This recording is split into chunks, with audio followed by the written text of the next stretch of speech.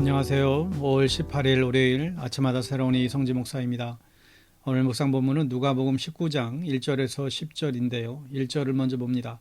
예수께서 여리고로 들어가 지나가시더라. 아멘. 오늘 본문은 그 유명한 삭개오의 이야기입니다. 오늘도 주님께서는 삭개오를 찾아오셨지요.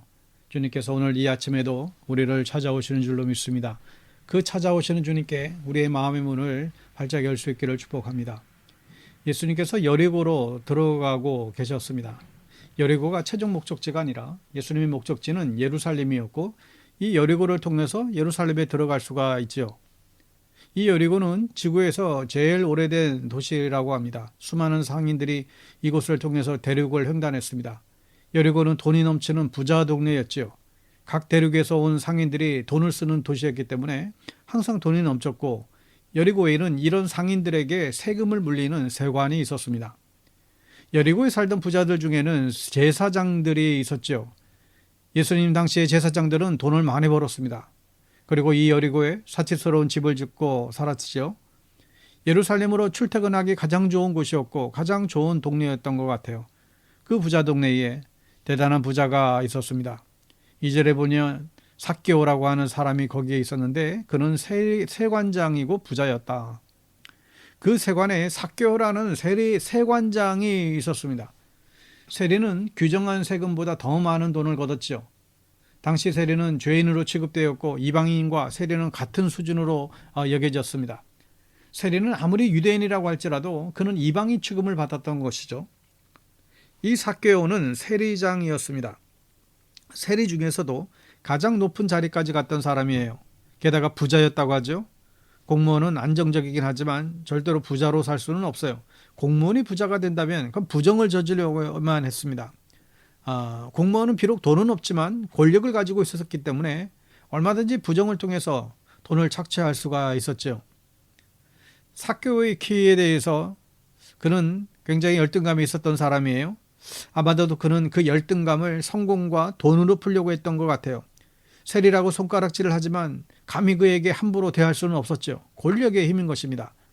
키 작다고 무시할 수도 없었어요. 그의 말이 곧 법이었고 그가 정하는 대로 돈을 거뒀기 때문에 사람들은 삭개오를 미워하면서도 두려워할 수밖에 없었던 존재였습니다.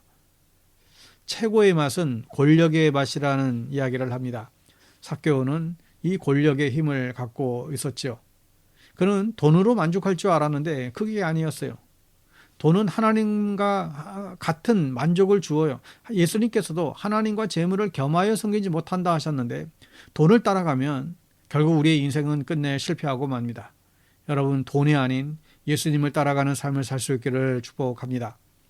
3절에 삭개오는 예수가 어떤 사람인지를 보려고 했었으나 무리에게 가려서 예수를 볼 수 없었다. 그가 키가 작았기 때문이다.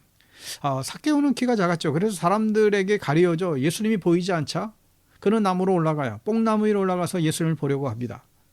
4절에 그래서 그는 예수를 보려고 앞서 달려가서 뽕나무에 올라갔다.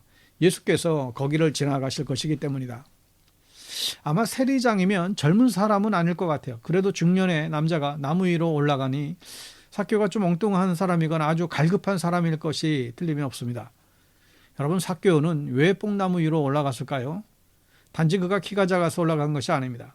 그냥 키 작으면 그냥 안 보고 집에 와버리면 될 일이죠.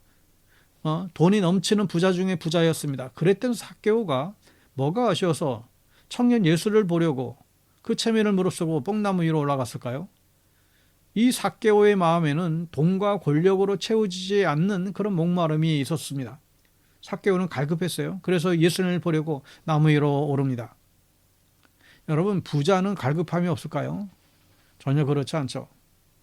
예전에 아주 부자인 성도님들 가정에 신방간들 일이 있습니다.